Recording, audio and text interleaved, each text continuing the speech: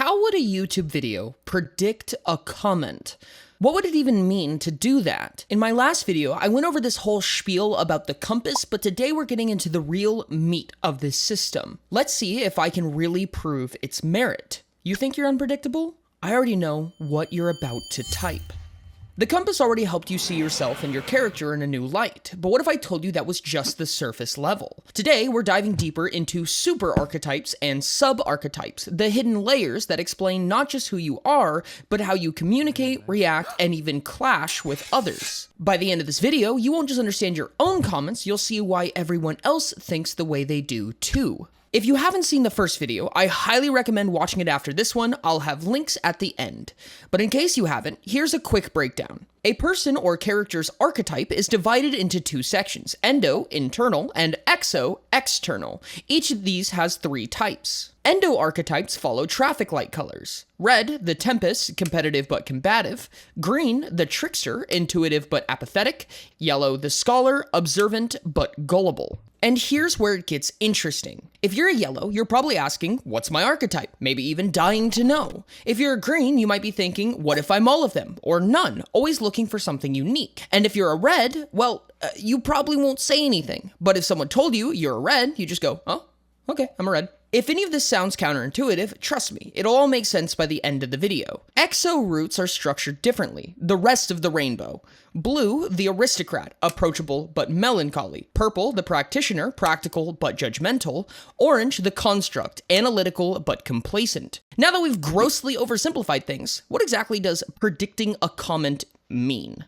Now, there's a handful of things that we'll have to go over. In order, leans, perspectives, pressures, and regressions. We'll be going over each one of these one by one. All right, let's go! Leans. I get a lot of questions about the possibility of being multiple archetypes. Can I be perhaps a performer and a genius? Oh goodness, that's actually kind of wild. The answer is, unsurprisingly, kind of. A person's endo, the driving force behind the archetype, works mechanically different to one's exo, the filter of the archetype. Now, there's something I need to clarify since the last video. I have listed a number of qualities that each endo and each exo has. This is a very simple and digestible way to go about it. However, these roots have overlap in certain ways. For example, greens may suffer from extrospective insecurity, whereas yellows commonly suffer from introspective insecurity. This means that greens may struggle with their public image and how they come off, struggling with how they are perceived. This may be quite buried and even come off in the form of overconfidence as a form of a mask. On the yellow side, they may be more concerned that they are a burden to others, or that they're bringing somebody else down through their actions or their presence. With all of that in mind, you could call them both insecure by nature. When I say something like purples, the practitioners, are practical but judgmental, that doesn't mean you can't be judgmental unless you're a purple. That is just a common outward-facing characteristic of the practitioner exo. This is a common issue that a granular system will come with, and oh boy, granular it is. When it comes to endos, the traffic light roots, nobody has just one singular root that they embody. Instead, we all have a certain amount of every endo. When I'm referring to somebody's archetype, I'm referring to their most prominent endo. Just a heads up, the archetype I've been talking about the entire time is called a superarchetype. When we're getting into subarchetypes, it'll be an important clarification. Okay, so we all have all three endos. Doesn't that mean that the other endos would affect your archetype? Well, absolutely. We call that a lean. Imagine for a moment that you have three different scores, a red score, a green score, and a yellow score. Now, the compass doesn't actually score you this way. This is just a helpful way to think about it. Let's say that when you make a decision impulsively, you get a point in red. If you were to take a more methodical and patient approach, we'll put a point in yellow. An intuitive or instinctual approach to a problem will warrant a point in green. These are all abstract. I'm not saying this is exactly how it works, but this is a good frame of reference. So when I'm faced with a problem and I solve it via the smash face against wall until something happens approach, I will get a point in red. I'll do this 20 times for the sake of example. Now let's say I slow down and consider my walls patiently before smashing my face into them. Repeat 10 times, I have 10 points in yellow now. As you can tell, my most prominent endo is red, but there's an amount of yellow still floating around in my endo. This means that I'm a red with a yellow lean. Which way my endo leans will depict how I regress under stress. If I was a captain, red-blue, with a yellow lean, and I'm completely overwhelmed, stressed out, running out of my wits, my yellow lean will push my archetype down into jock. Jocks are approachable, mature blue, but combative, regressed red. A green-leaning captain would regress the other way into instigator. Instigators are melancholy, blue regressed, but competitive, mature red. There's a chart like these for every archetype, and if you're interested in seeing them all, you'll need to subscribe. Quickly. Time is running out. You don't have long. What will you do?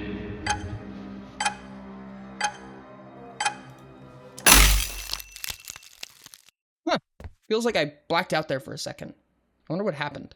Anyways, that's Endo Leans in a nutshell. Next up on our checklist is today's sponsor. Wait, was it always like that? I'm pretty sure the next one was like... This video is sponsored by Fantasy Plus, the future of TTRPG audio. Fantasy Plus is a TTRPG audio library packed full of amazing sounds ranging from sword slashes, spooky risers, and tensioners to amazing soundtracks that you can customize. Looking for a lovely little casual village theme? Boom! Here's a song and the sound that the magical fountain made when the party walked up. Spooky haunted manor? Grab some eerie string and bone-chilling build-up. And even better, you can set up a hotbar for your next campaign. Set up your musical loadout so everything is just at a click of a button. Monument Studios just raised $400,000 on Kickstarter for this amazing product, and honestly, I'm actually in love with it. You can get it for a very affordable $4.99 a month with the link in the description below, but if that doesn't scratch your fancy, use code ORIDON'T for 90 days entirely free. I really do love this application. I totally skipped the tutorial because I don't know how to read, and it was still easy and intuitive to learn, and I plan to use this. Give it a try, tell me what you think below, and thank you so much to Fantasy Plus for sponsoring this video. I remember! It was Perspectives! That was the next one. Wait, who are you? Okay then.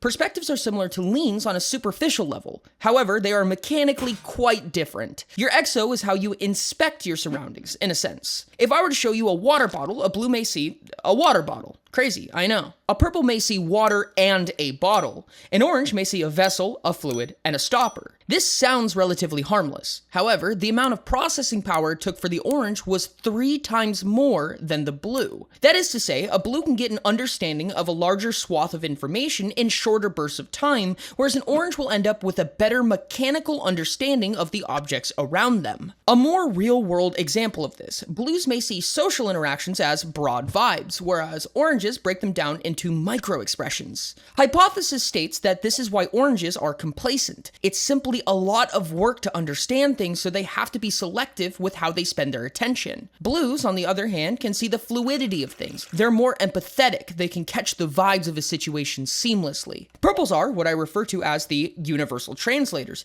jack of all trades, master of none types. They can understand both sides, but they won't grasp it the same way they do. I refer to perspectives as your second place exo, but that's quite a gross oversimplification. Perspectives are more world scale. In my last video, I used the trolley dilemma as an example. Funny story, I may have lied just a smidge. I mean, kind of at least. The modified trolley dilemma was actually designed to test perspective. The nature of the question was, how many random people are you willing to sacrifice to protect those close to you? In essence, a blue perspective has a smaller but deeper circle of friends and family. They care deeply for those around them, though they give less recognition to those outside that circle. An orange perspective is more considerate of a broader set of people, but it's impossible to empathize with hundreds, thousands, millions of people. An orange perspective means a lower level of empathy, but a more fair, quote-unquote, point of view. This is why a lower number of people on the trolley question refers to an orange perspective. It means you're considering the outside impacts. Of course, there are people that we care about deeply, but it's just that, true for everybody. So what's my loved one in comparison to yours? The TLDR here is that orange perspectives can feel objectifying at worst, maybe dehumanizing. However, they can span a much larger audience of people when making considerations, giving the fairest outcome. Blues, on the other hand, have a deeper sense of feeling, sacrificing whatever it takes to protect or give to those around them. Although this may cause a sense of unfairness in the larger scale, as they don't give up anything for those that they're close to. Perspectives exist on a spectrum, so purple is, of course, our our middle ground here. This approach is much more clinical. That's not to say they're half orange, half blue. They're still unique in their approach. This is the third option, gang. The surprisingly popular trolley drift option where you just pull the lever when it's crossing over the track mechanisms, derailing the trolley. In which case either nobody or maybe everybody gets hit. The point is that it's not on your shoulders to decide anymore. With all of that in mind, you have, in essence, the second places for both your endo and your exo. If we smash all these things together, we can finally come up with a subarchetype. In my previous video, everything I referred to as archetype can also be considered a super archetype. In short, this is just one's archetype. However, if I were to grab your endo's lean and your perspective, I can create a whole new archetype with that alone. Let me give you an example. Let's say that I'm a captain. However, my endo leans into green. This would mean that I regress into instigator, like we talked about before. I have a blue exo, but let's say I'm more considerate but less empathetic of the general population. Perhaps I had a trolley dilemma outcome of 5 people. This means I have an orange perspective. I'm a captain, red-blue, but my sub-archetype is green-orange or maestro. When you first meet me, I'll likely come off as a captain, probably boisterous, impulsive, talkative, fun to get to know, the type to dance on top of tables. Except, as you learn more and more about me, you'll learn that my archetype is shifted a bit, more towards the maestro archetype. This means that even though I'm a captain, I'm a bit more analytical than I come off, and perhaps I enjoy the spotlight more than other captains would. This type of archetype would likely have a very tight group of friends that they would crave affirmation from. This craving would come off indirectly. They likely wouldn't outwardly state it, but they would act in a way that they felt would earn it. On the flip side, let's say I was a captain with a genius, yellow-orange, subarchetype. Geniuses are very thoughtful, patient, and considerate of the options. This feels like quite a strong contrast to the captain. A captain with a genius subarchetype may have more of a plan than you think when they impulsively ram their face into that wall. That was a weird statement. I would suspect that a captain sub-genius would be quiet at times, watching and inspecting every little thing until they feel confident in their plan of attack. Then, once they feel like they've mapped everything out, boom! There's no stopping them now. They're going in, they're executing the plan, and then they're getting out. Ignore the broken nose. I'm sure they will. This subarchetype system offers quite a bit of modularity that wasn't nearly as apparent as before. Let's break that down a bit. The compass has 6 total roots, broken into 3 endos and 3 exos. You can match these roots together for a total of 9 archetypes. I boasted not putting people into boxes in my last video, but 9 archetypes sounds quite putting people in boxes-y. However, each archetype has 3 regressions on top of the archetype itself, so that's realistically 36 potential states an archetype can be in. However, that's actually just a super archetype we're talking about. That means that a super archetype has 6 other archetypes that can be their sub-archetype. No, your sub-archetype can't have the same endo due to how leans work, so you can't be a captain sub-mastermind, for instance. Okay, well that just turned our 36 possible states into 216 states. And what about when the sub-archetype regresses? Hopefully this is painting a more detailed picture. And all of this isn't even to mention that everything is more granular than it sounds. There's an infinite number of endo combinations. Perspectives exist on a coil that starts at 0 and goes upward towards infinity. Humans exist in a range of 1,000 to 3,000, and there's an infinite number of positions you can exist in within that range. That is to say, there's roughly infinite possible archetype states. The compass has layers and it gives you options. I can give you my super archetype to paint a broad picture of my personality, my behaviors, and the way that I interact with the world. I could give you my sub archetype and it would paint an even more detailed picture. With just that, you understand better what my priorities are, my frame of ethics, and an even better idea of what my raw desires may be. And with that, you can even derive my regression map, aka what I do when I'm too overwhelmed to act thoughtfully. Perhaps I fall to manipulation as a form of self-defense. Perhaps I implode on myself. This is all information that I can gather by asking you for 2 things. That is the beauty of the compass. Perhaps I can even use this to guess your comment. Based on my last video, I would presume that you're likely either yellow or orange, potentially both. I wouldn't be surprised if you were purple, either exo or perspective. The chance that you're a red and commenting is quite slim, and same goes for blue. There's a chance you're a green based on statistical averages, but due to it being more likely that you're a yellow, I'll call that a lean. With that in mind, I would say the following. If you do happen to be an inquisitor, yellow-purple, you will likely have some level of criticism, but ultimately have a positive view on the system and would be interested in learning more. If you're a genius, yellow-orange, I'd bet that you are asking me right now where the 50-page essay is, for you would like to consume it whole. Conductors will likely speak skeptically, perhaps maybe even be quietly interested, but sarcastic at best vocally. If you're a maestro, green-orange, you're likely going to say one of two things. Either cool, followed by interacting in a meaningful way later in the deeper community, perhaps on Discord or Twitch, or you type a minimum 500-word response on your analytical observations of the system, your findings so far, and what your current plans are continuing forward. If you're red or blue, which statistically, chances are you're not,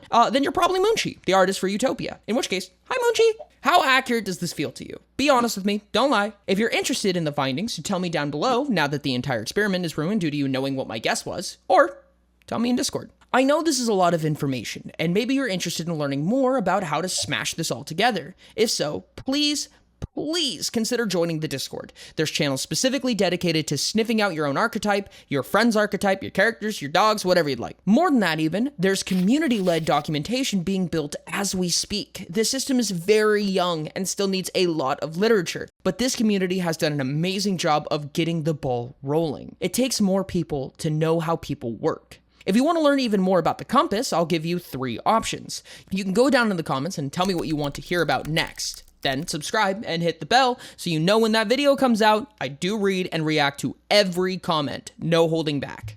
You can join me live on Twitch. I stream 6 out of 7 days a week, twice every 3 weeks. That's to say, I stream quite a bit, and I spend a ton of that time answering questions about the compass directly. You can find me at twitch.tv/oridont.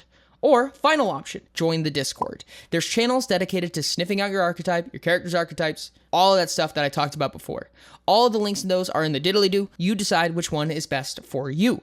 It's actually been so cool being able to talk about the compass more seriously. If you want to learn more about the basics, make sure to hit the video on the left. If you want to learn more about the game system that secretly used the compass as a foundation during development, the one that Moonchi did the art for, hit that video on the right. For anybody who's wondering, there is some extra documentation about the compass, including but not limited to some of the more hypothetical things. This is a project that I've been developing for some time, and I never even meant to go all public with it. If anything, it was just a little tool that I used for myself to understand people better. Me and a friend were sitting down in a hotel thinking about how we contrast with others, and then boom bada bing, there's a wonky rainbow thingy. Thank you so much to Fantasy Plus for offering the community your awesome soundtrack. This is actually such a cool program and a good tool, and I plan on absolutely wrecking house with it. Now all I have to do is convince Sherbs to get it for the next Pious Redemption campaign.